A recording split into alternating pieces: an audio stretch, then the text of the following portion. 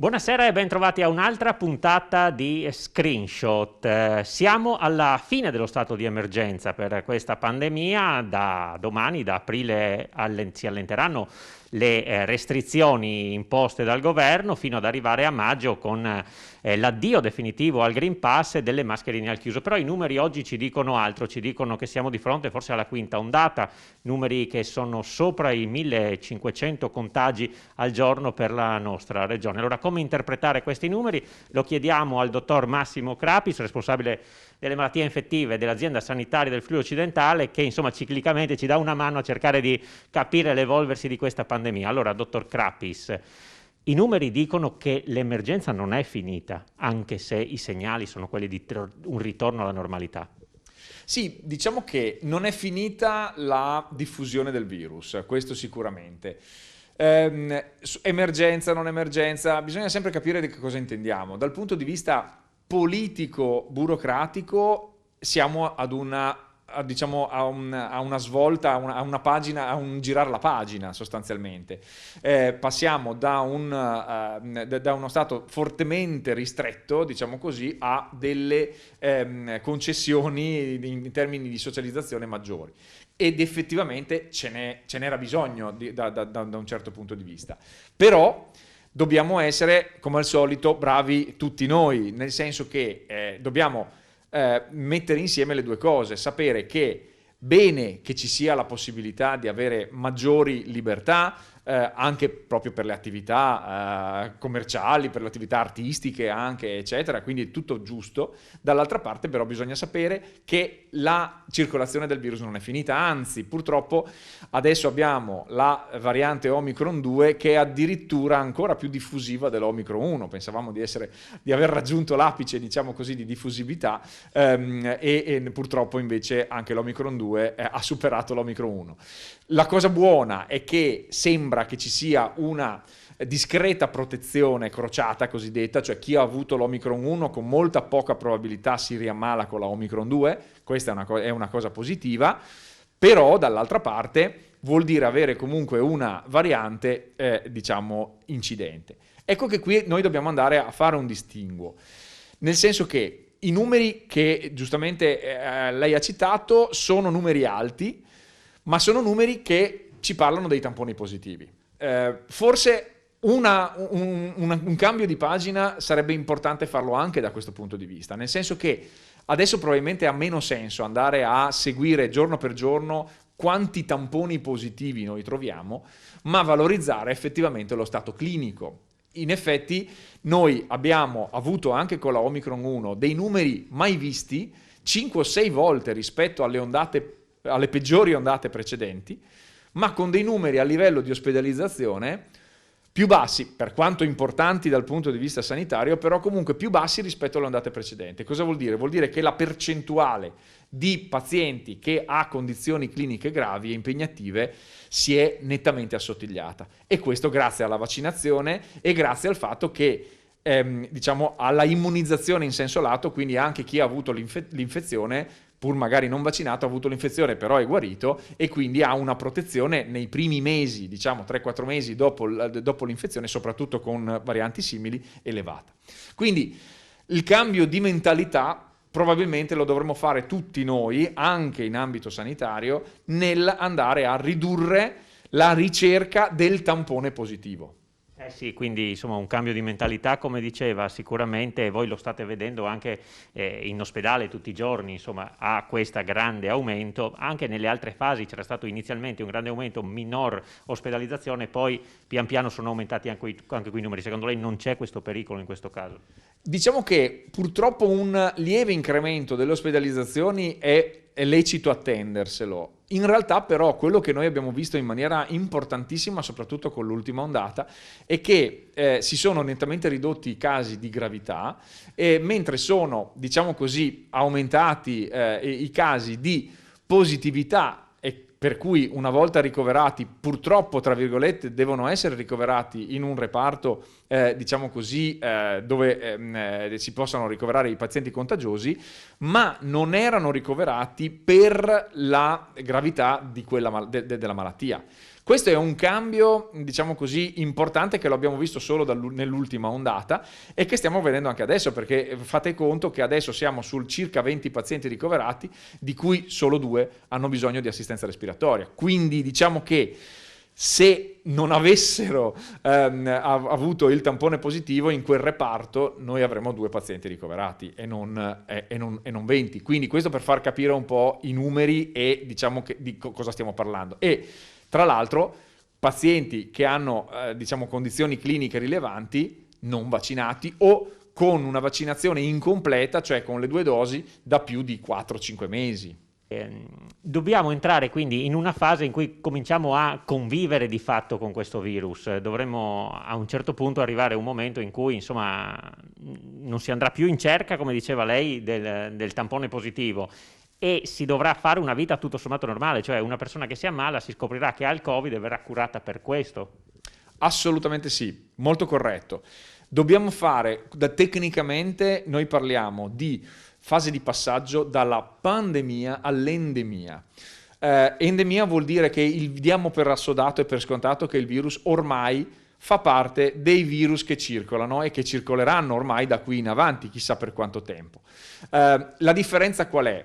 Da un punto di vista epidemiologico è la quantità di persone che fanno circolare il virus. Nella pandemia è una quantità limitata e quindi si agisce andando a cercare di contenere le persone positive perché non vadano a raggiungere ulteriori persone. Nella fase di endemia non ha senso, perché è come se noi avessimo, se vi faccio un esempio, avessimo uno scolapasta con tantissimi buchi, se anche noi andiamo a, diciamo, a coprirne 2, a tapparne 2 o 3, però avremo tutti gli altri da cui continua a uscire l'acqua.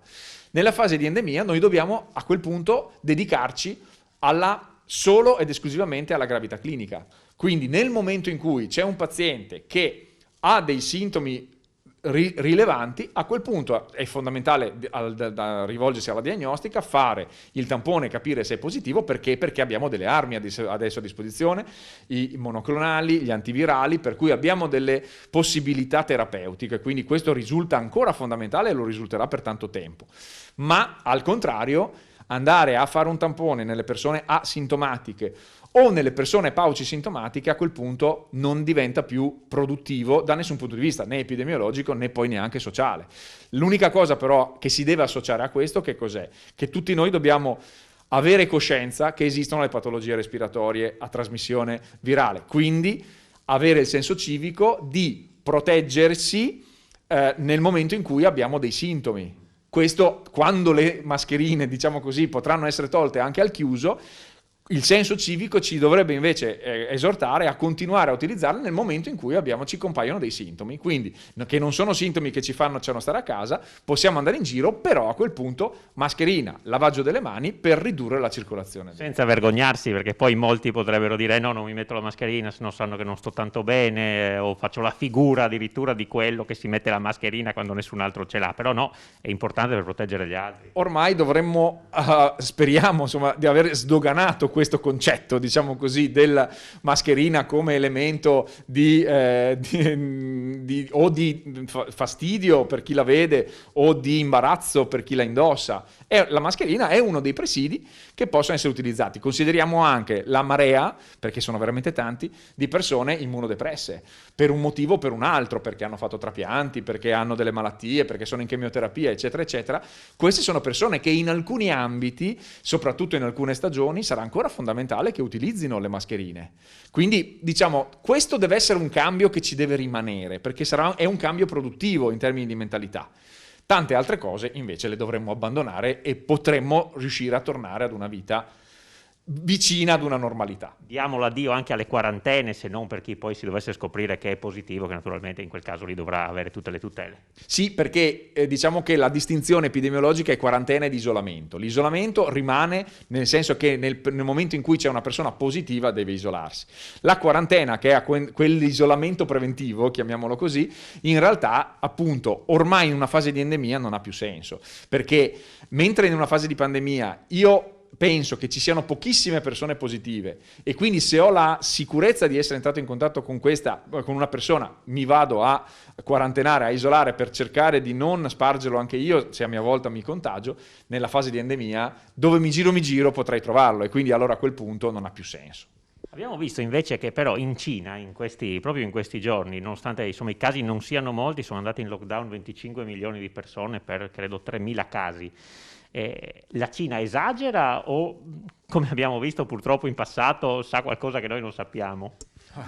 Questo è difficilissimo dirlo ovviamente, se non lo sappiamo non lo possiamo sapere. Diciamo che noi dobbiamo, questo vale per tutti gli stati, noi dobbiamo pensare che comunque la maggior parte delle decisioni di lockdown, non lockdown, mascherine, non mascherine, eccetera, sono decisioni sostanzialmente politiche che poi possano avere dietro, cosa che io ovviamente da uomo di scienza mi auguro che possano avere dietro un consulto con un comitato scientifico che supporti queste decisioni, ma di fatto sono delle decisioni politiche. Quindi difficile entrare nel merito quando ci sono dei sistemi di governo completamente differenti, delle mentalità anche completamente differenti, quindi io faccio sempre diciamo fatica e mi approccio sempre con molta circospezione a commentare diciamo dei provvedimenti di altri stati dove non so il motivo per cui sono arrivati a quella decisione.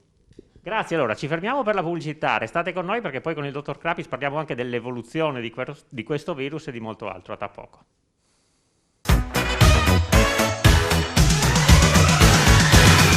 Seconda parte di Screenshot, ancora in compagnia del dottor Massimo Krapis, responsabile del reparto di malattie infettive dell'azienda sanitaria del Friuli Occidentale. Insomma, nella prima parte abbiamo un po' ricostruito quelli che sono i numeri attuali, le volevo chiedere questo. L'evoluzione del virus, sembra che più passa il tempo, più il Covid diventi maggiormente contagioso ma meno pericoloso. Dobbiamo attenderci che in futuro di fatto continui a essere così e diventi veramente una banale influenza? Oppure c'è naturalmente sempre la possibilità che arrivi la variante che sconvolge tutto, perché questa è la preoccupazione. Ma certo, allora diciamo che il virus evolve, ormai credo che lo abbiamo capito assolutamente tutti, prima era noto solo magari ad alcuni di noi, il virus evolve. Come evolva? In realtà tendenzialmente si dice con un termine aulico in maniera stocastica, ovvero a caso sostanzialmente, varia. Quindi la casualità lo può portare ad essere una forma più aggressiva o ad essere una forma meno aggressiva. Quindi escludere con certezza che si vada verso una forma diciamo più aggressiva non lo possiamo dire. È vero che, ma questo sul lungo periodo, non da un mese all'altro, diciamo così, la convenienza per il virus è quella, visto che lui è un parassita e quindi vive grazie a noi, grazie al fatto che va a parassitare noi, è quella di crearci meno danni possibili, perché così a quel punto conviviamo in maniera diciamo così pacifica, però è chiaro che questo è vero in un'ottica di evoluzione sul lungo periodo, parliamo di evoluzione di vari anni, ecco, diciamo. Quindi adesso siamo più a fronte di una casualità. Dall'altra parte però noi non dobbiamo tendere a sopravvalutare il fatto che sia la variante che è legata a una riduzione dell'aggressività, perché in realtà il principale motivo per cui vediamo casi molto meno aggressivi è in realtà l'immunizzazione, dove per immunizzazione intendiamo vaccinazione, immunizzazione così che noi chiamiamo passiva, perché diciamo così è il vaccino che ci sta determinando l'immunizzazione, o immunizzazione attiva, cioè quello di avere l'infezione. In questi casi, come abbiamo ormai abbastanza bene compreso, non abbiamo la protezione al 100%, cioè non abbiamo la protezione da nuove infezioni, ma in realtà abbiamo la protezione dall'evoluzione verso le forme gravi. Quindi quello che noi ci attendiamo è che più passerà il tempo, meno saranno i casi gravi di questa infezione, sia perché continueremo per qualche tempo sicuramente a vaccinare le categorie più a rischio sicuramente, sia anche perché in realtà sarà una popolazione che si dice tecnicamente non più immunologicamente vergine, cioè avrà diciamo, una memoria immunologica per magari delle varianti simili non uguali, ma che a quel punto rendono ragione di una diciamo, componente di sintomi assolutamente limitata. Ecco, sicuramente il vaccino, doverosa premessa, ci ha aiutato tantissimo, come stava dicendo lei, è passato già più di un anno da quando insomma sono state fatte le prime vaccinazioni. Le chiedo, è corretto chiamarlo vaccino? Uno si aspetterebbe però che dal vaccino uno sia di fatto protetto quasi totalmente. Qui abbiamo visto invece che le persone si ammalano in maniera meno grave, eccetera. Cioè il termine vaccino sarebbe corretto o no?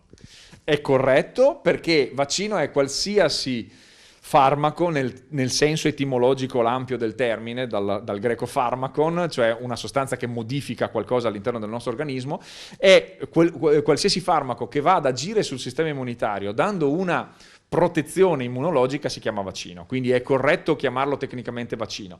Diciamo che ci sono vaccini che sono in grado di proteggerci dall'ingresso del patogeno all'interno del nostro organismo, e non è quello diciamo del SARS-CoV-2, e vaccini che sono in grado invece di proteggerci dalle forme gravi, perché ci fanno sviluppare in una maniera molto più precoce gli anticorpi dopo che il virus entra, quindi comunque all'inizio il virus entra e nel giro di 48-72 ore il virus qualcosa fa, ma nel momento in cui il virus poteva fare il salto di qualità e farci andare a diciamo coinvolgere più organi, a quel punto il sistema immunitario è già predisposto, perché il vaccino qualche tempo prima gli aveva insegnato al sistema immunitario a reagire. Quindi diciamo è un vaccino, diciamo, noi ogni volta dobbiamo sapere che cosa chiediamo al vaccino. In questo caso non possiamo chiedergli di non far circolare più il virus, quindi l'immunità di gregge non ci potrà essere, tecnicamente non è corretto dire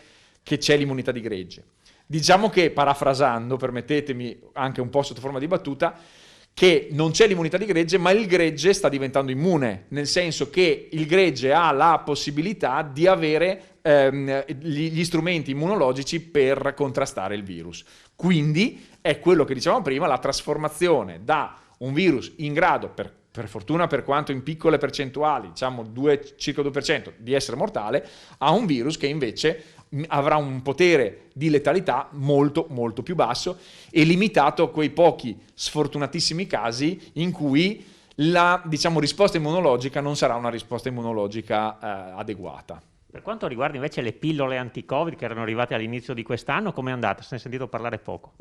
Ma allora, diciamo che se ne è sentito parlare tanto e a sproposito inizialmente, nel senso che ogni volta che ne arrivava una sembrava che fosse la cura miracolosa. Cure miracolose al momento purtroppo non ne abbiamo, però abbiamo invece dei validi aiuti. Ci sono. È chiaro che al momento sono ancora contingentate, quindi diciamo che ci sono dei criteri per poterle dare. I criteri sono essenzialmente quello di avere dei fattori di rischio per avere una forma grave. Le stiamo utilizzando con questa modalità, ed in effetti va detto che sono assolutamente pochissimi, molto sporadici i casi in cui pazienti trattati in realtà poi evolvono in termini negativi. Quindi diciamo che sembra che l'efficacia ci sia. È chiaro che l'efficacia è legata anche al fatto di agire il prima possibile.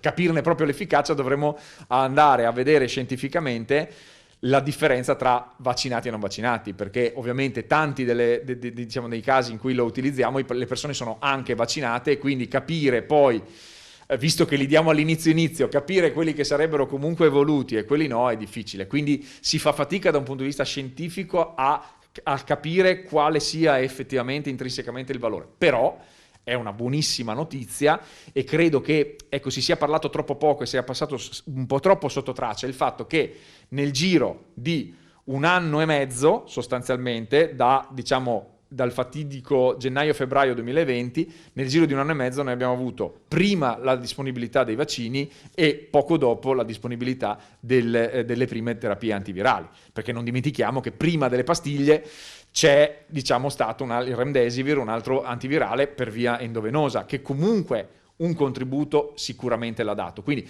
questo direi che è veramente un qualcosa che a livello di scientifico sa di miracoloso. Purtroppo, come sappiamo, si è più parlato in termini negativi di questa cosa qua rispetto a esaltare quanto in poco tempo cosa si è riusciti a fare. Ecco, e quindi abbiamo sanato anche questa lacuna in qualche modo. Senta, da domani abbiamo detto le restrizioni saranno minori, ritornano diciamo al lavoro i non vaccinati, per gli over 50 non c'è più l'obbligo della vaccinazione, ritornano nelle scuole pur senza insegnare anche, e qui c'è anche una grande polemica, gli insegnanti. Lei crede che questa piccola parte di non vaccinati possa in qualche modo compromettere un po' la situazione, o di fatto oramai fanno parte di un sistema protetto e quindi sono delle piccole gocce nel mare? Allora, diciamo, distinguerei due piani. Ripercussioni potenziali sulla comunità, diciamo così. Non mi aspetto grandi ripercussioni perché, come abbiamo detto, ormai siamo in fase di endemia. Quindi il fatto che, diciamo, la circolazione possa peggiorare, del virus possa peggiorare perché i non vaccinati potranno rientrare al lavoro, no, non me lo aspetto assolutamente. La ripercussione sul singolo, questa invece purtroppo potrebbe esserci, nel senso che le persone non vaccinate hanno le stesse, diciamo così, percentuali delle persone, diciamo, nell'epoca pre-vaccinazione, quindi la possibilità che il singolo vaccinato abbia maggiori rischi di avere una forma grave, questa purtroppo rimane, diciamo così, inalterata. Quindi queste persone dovranno cercare, anche se ormai appunto nella fase di endemia non è così semplice, di essere un pochino più attente nel non infettarsi e anche essere molto tempestive nel momento in cui si infettano a averne la diagnosi, perché parliamo di over 50, ovviamente parliamo di una categoria che comincia a avere, diciamo così, fattori di rischio importanti per andare male. Ecco, quindi posso aspettarmi qualche caso, tra virgolette, più grave dal punto di vista ospedaliero, non tanto in termini proprio di ripercussione di massa. Anche perché sono persone che magari, se fino adesso non hanno deciso di vaccinarsi, significa che magari insomma non hanno tutta quella consapevolezza e magari insomma ritengono comunque il virus un nemico non così pericoloso. Diciamo che hanno fatto una scelta in questo senso, non è sempre una scelta del tutto consapevole e barra ideologica, a volte è stata una scelta dettata anche da paura, da timore, eccetera, eccetera, quindi diciamo la sfaccettatura dei non vaccinati è molto ampia, però sicuramente un teorico rischio che siano persone che tendono a sottovalutare i rischi dell'infezione, purtroppo questo c'è e questo può costare caro, però ripeto, e da medico ovviamente non è che mi tranquillizzi, però diciamo è un qualcosa che costa caro al singolo non vaccinato, non costa caro in termini di larga scala. Ecco, siamo quasi in chiusura, l'ultima domanda è questa, insomma dobbiamo aspettarci un'estate quasi normale pre-pandemia in un certo senso, insomma ce lo richiede anche insomma, la nostra vita sociale che è stata compromessa, ce lo richiede l'economia, il turismo, che naturalmente sperano che arrivino i turisti da fuori, che ci si possa rimuovere, insomma che estate sarà? Sì, io credo che sarà un'estate, come lei diceva, purtroppo ormai la gente è iper stufa e quindi per forza di cose sarebbe stata un'estate normale. Diciamo che però ci sono effettivamente le condizioni epidemiologiche per poter dire che sarà un'estate all'insegna di un rischio molto basso. Ecco, quindi con questo, ripeto, non voglio dire che si deve pensare che è completamente finito tutto, però sicuramente noi diciamo, possiamo andare a circoscrivere l'attenzione solo nel caso in cui comincino a esserci dei sintomi realmente preoccupanti, ecco, non diciamo da un punto di vista solo psicologico. Chiarissimo, grazie come sempre al dottor Massimo Crapis che ogni volta ci aiuta, insomma, col suo modo molto chiaro a fare il punto su questa pandemia. Grazie ancora. Cerchiamo, grazie a voi. Bene, finisce qui questa puntata di Screenshot, l'appuntamento è come sempre per domani sera. Grazie per essere stati con noi, buona serata.